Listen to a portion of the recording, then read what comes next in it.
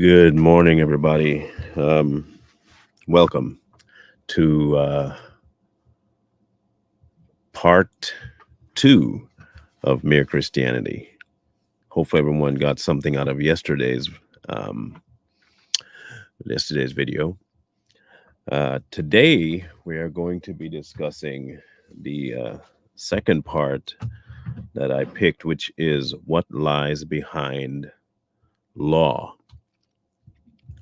Um, so we're gonna read it again, and as usual, see if any of it has any merit when it comes to biblical accuracy.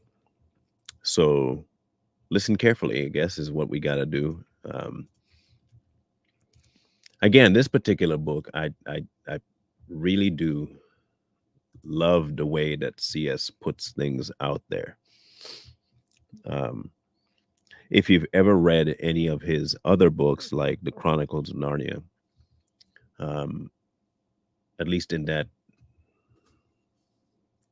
selection of books, my favorite is not The Lion, the Witch, and the Wardrobe. My favorite is A Silver Chair. That was a precursor book. If you've never read The Silver Chair, go read The Silver Chair. It's a great book. I love that book.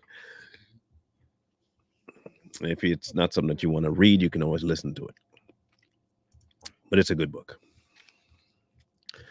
So let us begin, shall we? What lies behind the law? Let us sum up what we have reached so far. In the case of stones and trees and things of that sort, what we call the laws of nature may not be anything except a way of speaking. When you say that nature is governed by certain laws, this may only mean that nature does in fact behave in a certain way. The so-called laws may not be anything real, anything above and beyond the actual facts which we observe. But in the case of man, we saw that this will not do. The law of human nature, or of right and wrong, must be something above and beyond the actual facts of human behavior. In this case, besides the actual facts, you have something else, a real law which we did not invent, which we know we ought to obey. Let me stop right there. For all intents and purposes, mankind likes to say that you can live your truth. What's right for you may not be right for me. Um, Mike, I told you what the email was already. I'll put it on the screen for you. I don't know why you can't find it, but this is what it is. There it is. Mankind likes to say, live your truth, what your truth is, and what right for you may not be right for me, and right, right, right. However, when you do live what's right for you as a Christian, the same people will have a problem with that. Like, if it's right for me to tell other people what's right and wrong, that's right for me. You tell me to live my truth and let other people live their truth. If the truth for me is to tell other people that they're wrong, all of a sudden now, I should not be. So you're admitting that there is something outside of you that should dictate when and how you tell me what I should and shouldn't do, while telling me I shouldn't. This is the problem with real man. They don't want to admit that there is an outside source controlling right and wrong, even though they enact it every day by telling other people that they're wrong. All right. It's quite interesting, really. Really, really, really interesting to me. So let's continue. I want to consider what this tells us about the universe we live in. Ever since men were able to think that they have been wandering this universe really okay, let's start. Ever since men were able to think they have been wandering this universe really is wondering if this real universe is really how it came to be there. And very roughly, two views have been held. There is what we call the materialistic view. People who take that view think that matter and space just happen to exist and always have existed. Nobody knows why, and that the matter behaving in a certain fixed way just happened by some sort of fluke to produce creatures like ourselves who are able to think. That's the people who believe in the Big Bang, an explosion, something just happened, and humankind just existed. By one chance in a thousand, something hit our sun and made it produce the planets. And by another thousandth chance, the chemicals necessary for life and the right temperature occurred one of these planets. And so some of the matter on this earth came alive. And then, by a very long series of chances, the living creatures developed into things like us. Question for you guys. Do you think it takes more faith to believe that than it does to believe God exists? I'll answer for me. I genuinely believe it takes more faith to believe that crock than it does to believe that God exists. You want me to believe? Hear me out, especially when you can't replicate this, okay? Because you say science should be replicable because you discover stuff. So let's look. You want me to believe that the most unbelievable coincidences in ever took place once, and not only took place but took place to the point where it produced something that no one can ever reproduce again and has never been copied anywhere else. That's what you want me to believe? That man just exploded into existence from absolutely nothing and created this conglomeration of cells that came to thought, reasoning, just that's not taking things by faith, but me believing in God is a problem. Okay. All right. The other view is the religious view. According to it, what is behind the universe is more like a mind than it is like anything else we know. That is to say, it is conscious and has purpose and prefers one thing to another. And on this view, it made the universe, partly for the purpose we do not know, but partly, at any rate, in order to produce creatures like itself. I mean, like itself to the extent of having minds. Please do not think that one of these views was held a long time ago and the other has gradually taken its place. Whether wherever there have been thinking men, both views turn up. And note this too, you cannot find out which view is the right one by science in the ordinary sense. Science works by experiments.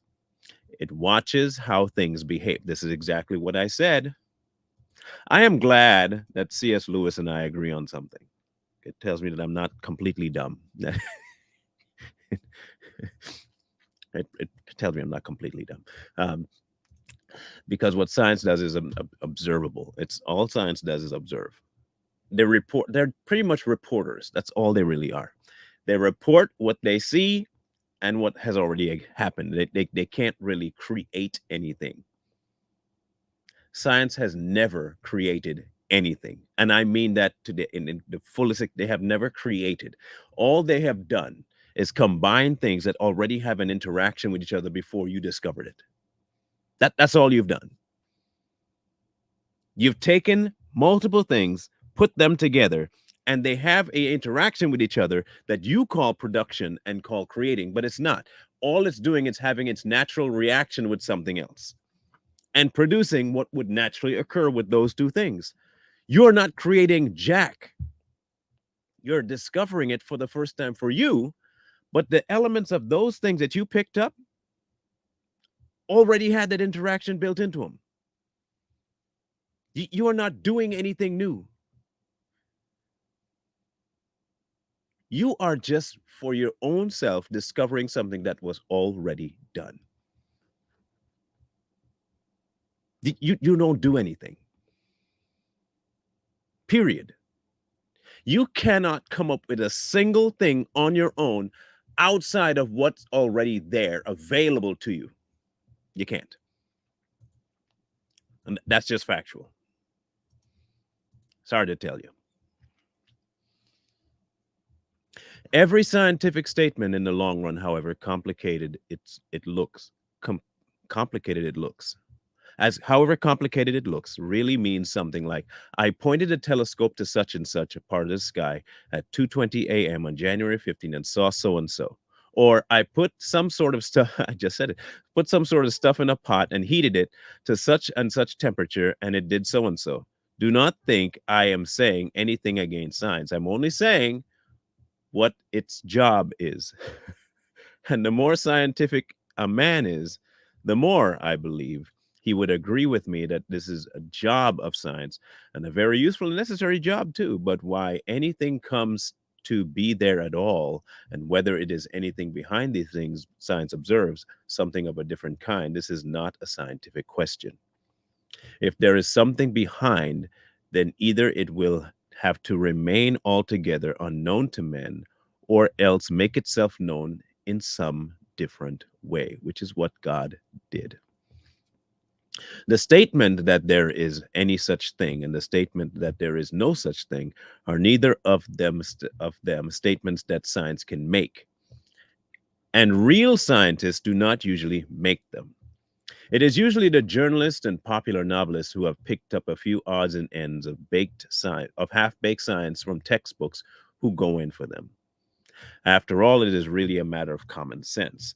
Supposing science ever became complete so that it knew every single thing in the whole universe, it is not plain that the questions why is there a universe or why it goes on as it does, has it any meaning, would remain just as they are, meaning science cannot answer the prolific questions of life. Science has never. They've proposed concepts of what they think happened with what was already there.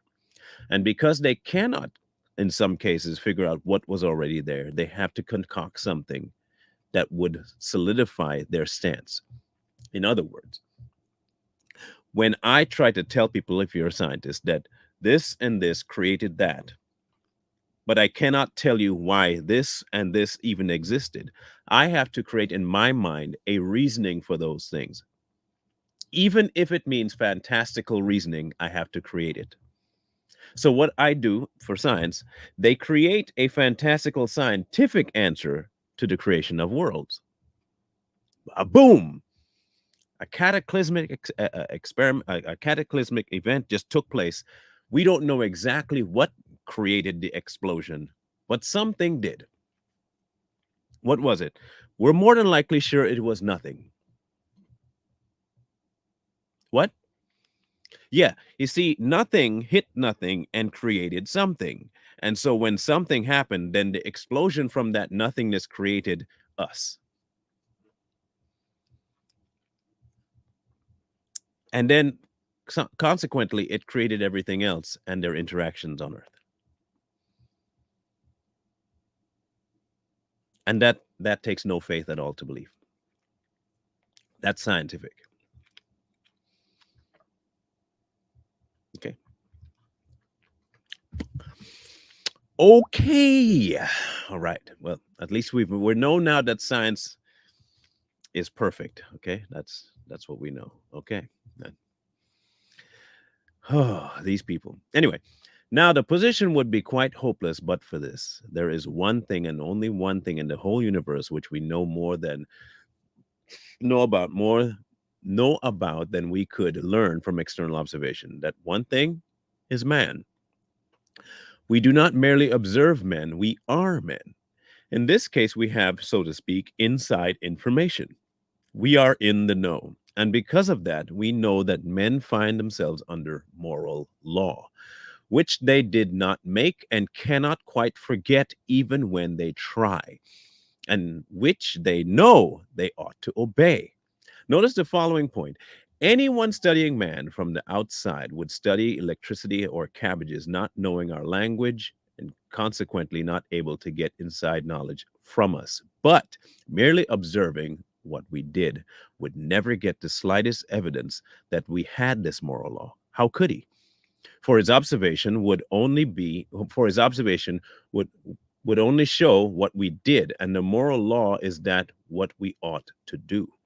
In the same way, if there is anything above or behind the observed facts in the case, of stones or weather, we, by studying them from the outside, would never hope to discover it. In other words, what he means by the inside information.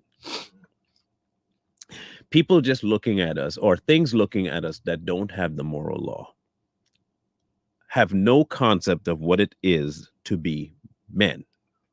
Okay. Because we don't really have, they don't really have the concept of what compels us to do or not do. They don't have it. It is not for them to have. Even in mankind's study of animals and other life forms, they cannot tell you why a predator is a predator and a prey is a prey. They also cannot tell you why certain animals interact with other animals the way they do. They can only observe that it does. They can't tell you why, because they're not animals. Okay? They're not animals.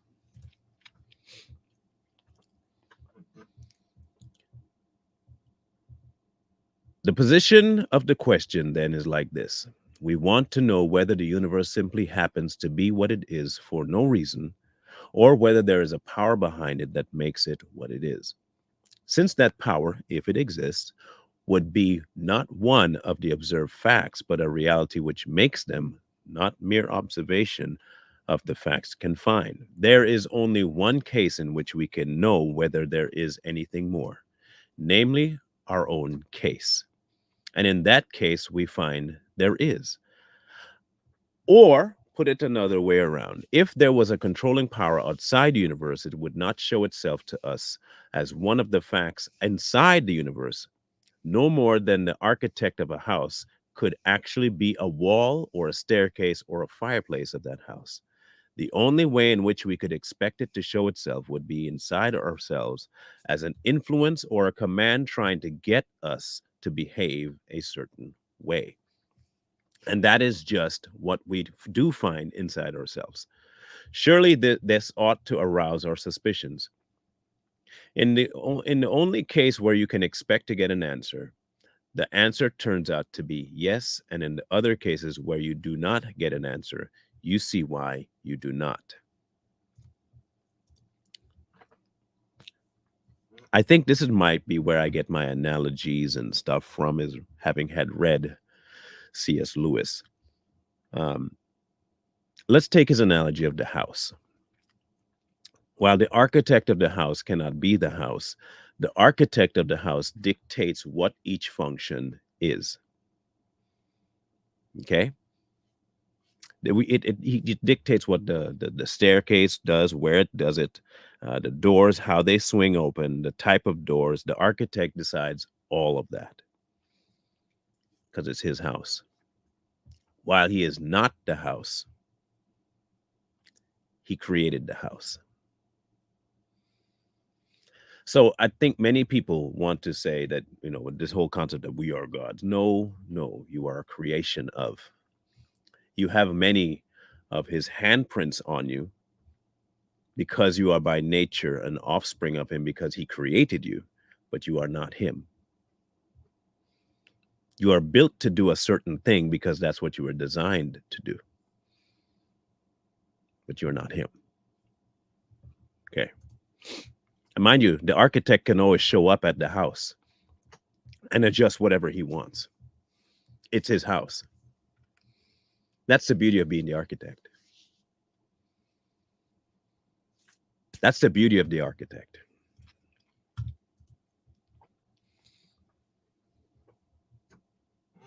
Suppose someone asked me, when I see a man in blue uniform going down the street leaving little paper packets at each house, why I suppose that they may contain letters. I should reply, because whenever he leaves a similar little packet for me, I find it does contain a letter. And if he then objected, but you've never seen all these letters which you think the other people are getting, I would say, of course not. And I shouldn't expect to, because they're not addressed to me.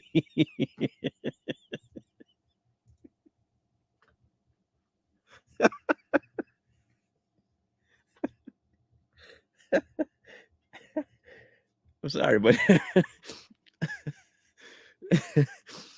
CS is not without his humor, okay?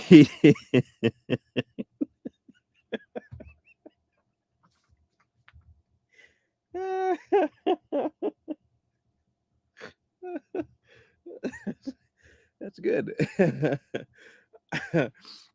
how, do you, how do you know he's leaving letters? I wouldn't know because they're not addressed to me. Why would I be worried about that? I'm just basing on the fact that he left me a letter and he's leaving something similar at everyone else's house. I'm assuming they're getting letters too, but you can't expect me to know what they're getting. They're not my address. Like, come on, people. Oh, oh, that was good. Oh, I should say, of course not. I shouldn't expect to because they're not addressed to me. I'm explaining the packets I'm not allowed. I'm explaining the packets I'm not allowed to open by the ones I'm allowed to open. It is about the same question.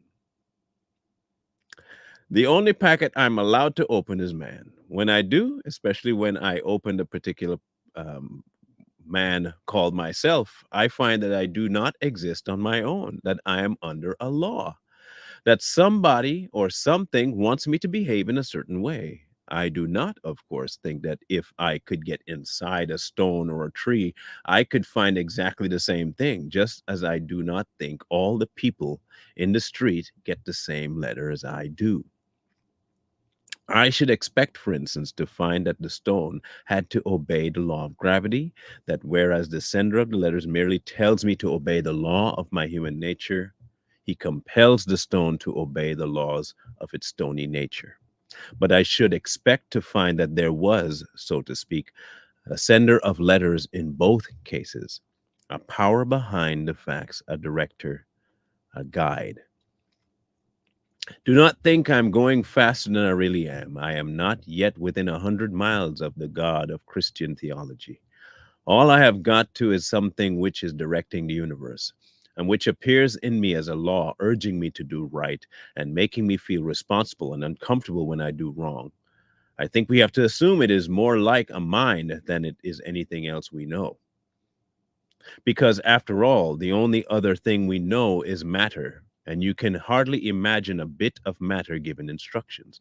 But of course, it need not be very like a mind, still less like a person. In the next chapter, we'll see if we find anything more about it.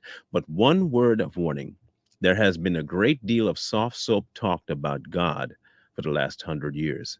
This is not what I'm offering. You can cut all that out. In order to keep this section short enough when it was given on there, I mentioned that the materialistic view and the religious view.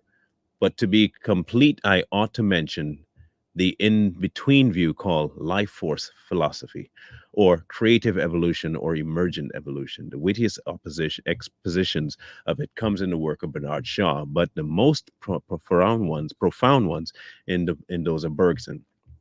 People who hold this view say that there is a small variations of which life of this planet evolved from the lowest form of man. We're not due to chance, but to striving and purposiveness and the life force. When people say this, we must ask them whether by life force they mean something with a mind or not. If they do, then a mind bringing life into existence and leading it to perfection is really a god, and their view is thus identical with religious. Makes sense. If they do not, then what is the sense in saying that something without a mind strives and has purpose? This seems to me a fatal of to me fatal in their view. One reason many people find creative evolution so attractive is that it gives so much of the emotional comfort of believing in God and none of the less pleasant consequences. And you've seen this a lot. This is the problem. I think many people will not follow God. And I've said this, you've heard me say this before on this channel. Um, the reason people don't want to believe in God, or at least don't want to believe in God as he is because of consequence. They do not want to have a God that they follow that calls them out and has consequence to the actions they deem themselves. They want to change nothing. They want to be deemed right in whatever they do, so they cannot believe in a God that has standards. A God with standards means that what I might believe may not jive with his, and I have to change or serve the consequences of not obeying. Hence, why you see people say that God's a wicked God, an evil God, and he can't be all good if he does this, this, this, and this. If he has a consequence for that, he can't be all good because an all good God would make whatever you do acceptable. But that's not all good. That's a passive God. In fact, I would go so far as to say that's not a God at all. I would go as far as to say you are the God that you're looking for. So, by the requirement you expect of God to be accepting of everything you do, you might as well be God. The avoidance of consequence is man's biggest hurdle to jump over when it comes to having them either believe in God or not. It has nothing to do with whether he's real. Belief in God has zero to do with whether he's real and a whole lot more to do with the consequences of my lack of action in knowing he exists. There's no real consequence in believing whether he's real or not. There's no consequence in that. The consequence comes in when he is real and he has a standard of living. When God has a standard of living for you and you don't live up to it, which you know you don't, you start to feel what you consider guilt. You don't want to feel the guilt. So you have to commend your mind to the fact that he doesn't exist. Because if he doesn't exist, or at least you tell yourself he doesn't exist, it gives you the out to behave as you want.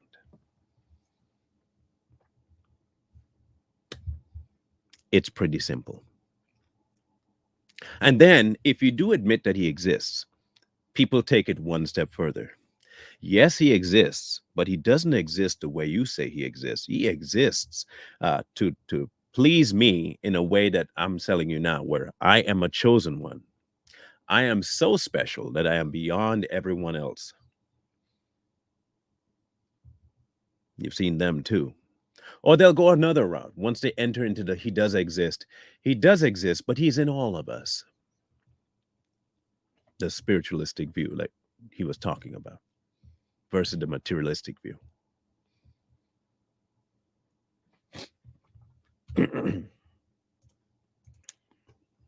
Let's continue.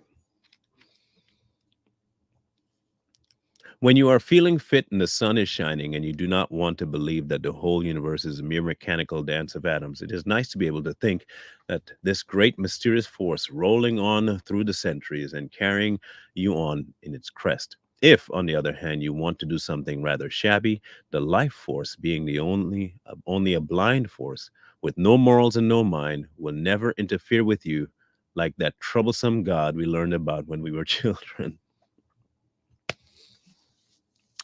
The life force is sort of a tame God. You can switch it on when you want, but it will not bother you. All the thrills of religion and none of the cost. If the life force is the greatest achievement of wishful thinking, the world has is the life force the greatest achievement of wishful thinking the world has yet seen. If you remember the Lion, the Witch, and the Wardrobe, if you've seen the movies, um, or read the book, there is one line that has just always blown me out the water, about Aslan, the lion, the great lion.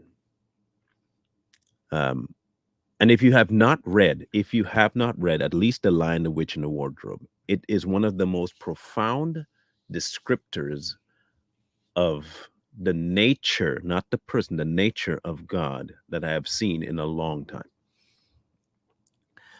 And the culmination of it is that statement at the end when Lucy and Mr. Tumnus are standing on the beach and they're watching Aslan walk off after he's defeated the witch and brought peace back to Narnia. He's walking off, and she said, "He is a good lion." And Mr. Tumnus says, "Yes, he is a good, but he's not tame. Never forget he's a lion. He might be good, but never forget he's a lion. What that means is this: we have come to a point in society where God has become this docile, sweet, accepting, loving, all embracing entity. And we seem to forget that he is feral. And by feral, I mean he has a different side to him that we seem to want to ignore, but is very much prevalent in who he is. And that side is a very untamed, unmanageable side by us. And by his very nature, he cannot tolerate certain things. And because he cannot tolerate certain things, there are behaviors that will act out that you have no control over at all. None. You have a zero control over it. You cannot tame that. He's still a lion. A lion will only let you do what it wants you to do. After a certain point, you can't do it. Some lions will let you pet them. Some lions will just let you observe them. But a lion will never let you take its food. A lion will never let you mess with them. Its nature will take over. But we today, as Christians, we forget God's nature. That while we look at him as good and loving and sweet, he is also just. And in just, when you look at justice, justice doesn't care about what you want to believe. Justice cares about what you've done. Justice cares about your stance. It does. If I'm before a judge, if I'm before a judge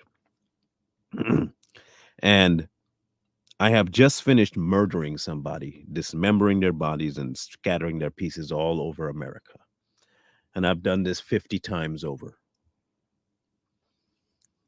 and I go before the judge, and the judge is this appearing to me, this very soft-spoken, um, genteel human being man sitting there, smile on his face. And I sit there and I expect that my actions that I took against these 50 people, because there's a smiling judge in front of me, that he'll be lenient against me. And I say to him, um, I'll be better in the future. I'll be better. What about the victims? Do you feel any remorse for what you've done? Well, in my defense, they did this, this, and this, and I won't be doing that in the future. I'll be better. That's all you say. And your expectation is that the judge will say, well, since you will be better in the future, I'll let the 50 bodies slide. You don't have any remorse over them. You're just trying to tell me because you see me smiling and I have this pleasant demeanor about me, the judge, I mean, that I will just let you go because I'm a nice guy and you say you won't do it again. But then the judge stops smiling for just a minute and says, I understand that you won't do it again. I understand that that's what you say. But for what you have done, this is the punishment. But how are you going to punish me when I just told you I won't do it again? Because the law demands that you be punished for what you've done. That there is a just side to me that I have to fulfill. By the law, you did this, this, this, and by the law, you have to be punished this, this, and this way. Now, after you've served your time and you've come out, then you can go about not doing it again.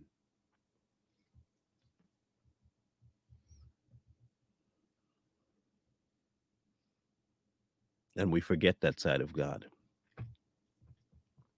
And then there are some of us who remember that side of God. And then we welcome in our lawyer, Jesus, right? And he comes and he says, well, here's the case, right? Your lawyer, your honor. Whatever the consequence is going to be falling on this guy, I'm going to take for myself. I will serve the time. Consider his time served through me, and you can let him go. And he goes out and puts another 50 bodies on because he's expecting the lawyer to do the same thing again. Then he comes before the judge. I thought you told me that you were not going to do this again. Well, I wasn't, but things happen. Things happen. Yeah, that it. One person upset me, and then I acted out, and then another person upset me, so I acted out, and then before too long, it became 50. But it won't happen again. I have my lawyer here, and he's going to serve my time again. That's how they view Jesus. They view Jesus as the excuse to keep doing what they're doing because he'll just pay the price again.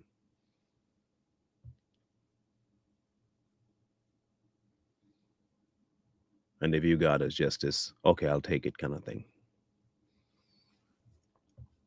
It's a crazy little dynamic, but that's the majority of Christians these days.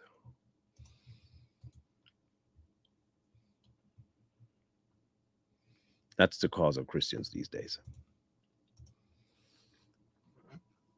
So, what lies behind the law is an arbiter of that law.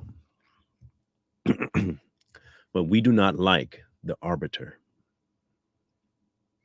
We cannot for ourselves avoid the right and wrong moral law that resides in us, but we do not want to give credit to the one that made it so. In fact, we want to go so far as to say that we are the arbiter of it, yet still it's no way for us to avoid when we do something that we have. Say, for instance, you consider something that you're doing right, and you do it. For the first 5, 6 times you do it, and you're still uneasy about it, but you feel it should be right. Your own moral law that's built into you is telling you you're wrong. But you are so bent on making that your way of thinking the right way that you convince yourself that it is no longer bad. That's what we do. So, in other words, we have now created our own so called moral law. But you never get rid of the feeling that you're doing something wrong, which is why you see many people when they do something wrong, they always have this hidden angry streak to them. This is what guilt will do to you after a while. Listen carefully. I know this firsthand. Guilt from doing something wrong will inevitably lead you to anger. Either anger with yourself, or anger with the people who won't accept what you're doing, or anger with the people who see what you're doing when you don't want them to see it. The majority of it, though, is that you're angry at yourself for not being able to do something that you know is right. But you'll never want to admit that out loud. And so internally, you become a suffering soul, and everyone around you sees the effect of it because you're never happy. Regardless of how much you do, you're never happy. How much money you have, you're never happy. How many women or men you sleep with, you're never happy. Joy evades you.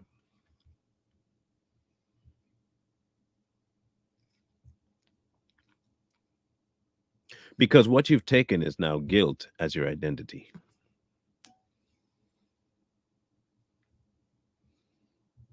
This is the state of most men and women today. They want to avoid the law that resides in them. They know full well what right and wrong innately is, but they don't want to attribute it to a creator. Because in their minds, if they don't attribute it to somebody, they have no responsibility to that person. They don't. What they don't realize is whether you attribute it to him or not, the guilt is still going to be there. You can't avoid that. Why? Because you didn't create the state of right and wrong. You are simply a product of it and one that is under its servitude. You can't avoid it. There is nothing mankind can do to avoid the inevitable right and wrong nature that resides in them. You can't avoid it. I don't care what you say, what you do, you will never shake the feeling that you've done something wrong. Never. You can put it on the back burner all you want and stack as much crap on it as you want and act like it's not there. But inevitably, it starts to show up in how you look. You think I'm wrong? Okay, here's an example of how not wrong I am. Look at every crazy person, and I literally mean crazy, not the ones that are enlightened. I'm talking about crazy people who do some really egregious things to people. Crazy people. They all have the same look. Why? Why? Look at people who love the abortion train. Look at how their face becomes once they start to really buy into that. Look at what they look like, just their look alone. Why is it that everyone who gives in to what the Christian calls sin all have the exact same demeanor and look about them? Because guilt has the same effect on everybody. Joy has the same effect on everybody, the same way guilt has an effect on everybody. And you can deny it all you want and lie to yourself as much as you want. But when you deny the nature that's inside of you and deny the innate value of right and wrong, there is something that takes place. Either way, you've chosen. You've chosen either the way that the devil has or you've chosen the way that God has. And when you've chosen the way of the devil, he manifests himself on you. You can see him, smell him, taste him. It's there. It's just there. It's just there. I don't have to lie about it. It's plain as a nose on your face. Why is it you think that the majority of people that are, how should I say this nicely? Lefties have the same, and they all look gaunt. They end up looking a certain exact manner. You look it up. Look it up. They all look the exact same way. Because by nature, they're avoiding what is. They start looking like their daddy.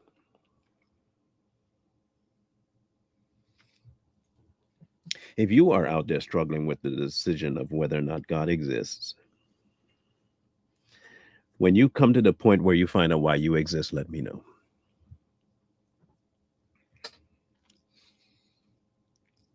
Maybe that might help you.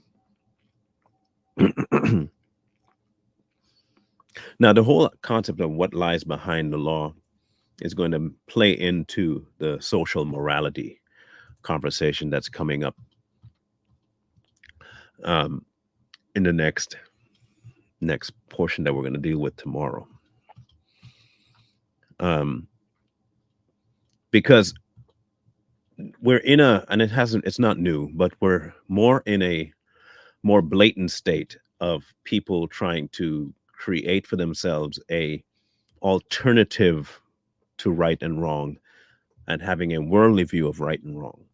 They don't want the Christian right and wrong. They want a humanistic right and wrong, or as he would call it, a social morality. And so when we get into that particular stance of the social morality, we will see, for all intents and purposes, today's people. Again, 1950s. And it should be something that you should not be able to decipher back then. But he did. Why is that? Because for all intents and purposes, mankind has not changed. Nothing new under the sun. And if there's nothing new under the sun, then, okay, there's nothing new under the sun. So we were talking about the social morality here tomorrow. Um, I want to try and find it here real quick so you can get at least the first few lines of it so you can understand something. Let's see if I can find it here. There we okay. So social morality.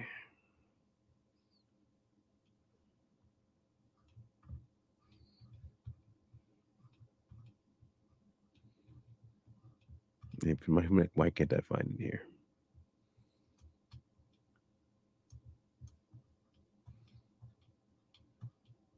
If I can find the right title.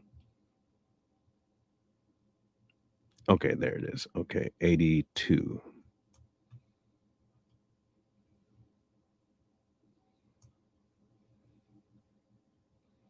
Hang on one second. Let me find it here. The cardinal virtues and there it is. Okay, good. I want to read this first portion here. The first thing to get clear about Christian morality between man and man is that it is this department Christ did not come to preach any brand new morality. The golden rule of the New Testament, do as you would be done by, is a summing up of what everyone at bottom had always known to be right. Really great moral teachers never do introduce new moralities. It is quacks and cranks who do that. As Dr. Johnson said, people need to be reminded more often than they need to be instructed. People need to be reminded more than they need to be instructed.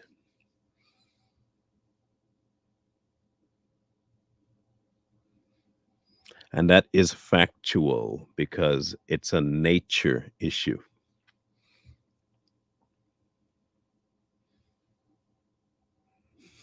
It's a nature issue. People need to be reminded more than instructed. So tomorrow's topic, I think, will be very, very, very, very, very big. So if you have someone that has a leaning towards the man-made right and wrong situations, this would be the perfect lesson for them to join into. Um, and when we get into it, I think we'll see more of a. Unfortunately, we'll see more of a correlation to what's going on today than ever before. Yeah.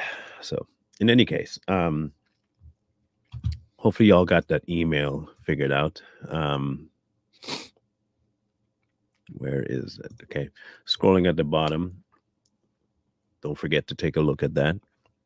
If you have been talking to God about what you can and can't do and should and shouldn't do, you know what to do. Too Strong is going to be doing something new. So to keep an eye out for that. I won't tell you what it is. It's something altogether new and it should be pretty cool. But it could be for some not fun, but for some it could be. So just remember to keep an eye out on our channel. Corey hasn't gone anywhere. We're just changing up the dynamic as again, algorithm based. We're trying to get back traction to where we were before. The censors and people like that got a hold of our channel. So we gotta play a little bit of their game without compromise. And we have not compromised, but we have done things that will play within their system and gain the ground we need to get. Okay, so if no, it's not an annoyance. I just didn't understand why people couldn't find the email. I'll try and make it a little bit larger in the about section there. In any event, tomorrow we'll be talking about social morality. And then on Thursday, it'll be the Christian marriage. And then on Friday, is Christianity hard or easy? For me, I'm going to say it's easy. People think it's hard. it is not hard. It is only hard when you don't want to let go of something. Sorry, I said it. Christianity is not difficult, but it is only difficult if you got something that you don't want to relinquish to God. That's, sorry to tell you, that's when it becomes difficult. I have not decided when part 3 is at with Crystal, because I have a whole 2 weeks worth of stuff that I'm going to be talking about. So this week is this book, and next week is the lost books, and then maybe the following week. So you'll probably have a couple of weeks yet to wait on that. I also have to make sure that when we do it with her husband too. So, okay. In any case, love you guys. Mean it.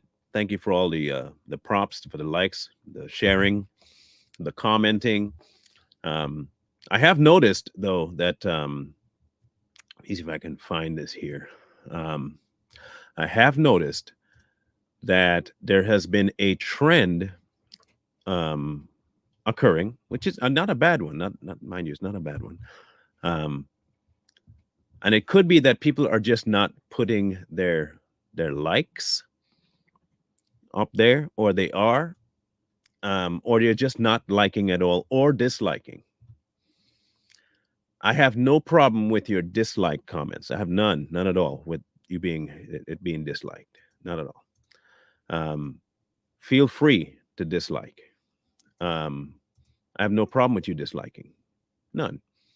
It helps me to understand whether or not there are things about what I'm saying that strike a nerve or don't strike a nerve. So if you dislike the video, make sure you do it. Please dislike it. No problem at all with you disliking it. None. But I'd prefer that you dislike as opposed to not press anything at all. And if you do like it, I'd prefer that you press that like button. That'd be helpful. It would help me understand the audience a little bit better. It's not me. Hey, it may not change anything I'm doing. I'm just wanting to get a nice, robust idea of what's happening out there. That's all. Okay. So in any event, we'll catch you guys later, not today, but tomorrow for another episode, and then Savage Patriots tomorrow as well. And don't forget that this Saturday is our Rumble event there too. Inbox is still open for questions too, by the way. So inbox away and we can have a discussion there. Y'all have a grand rest of the day. I'll catch you guys later. Wisdom calls to you from the streets. Please, please, please, please find wisdom. Peace. Hold tight, dreams, for if dreams die, rely on yourself.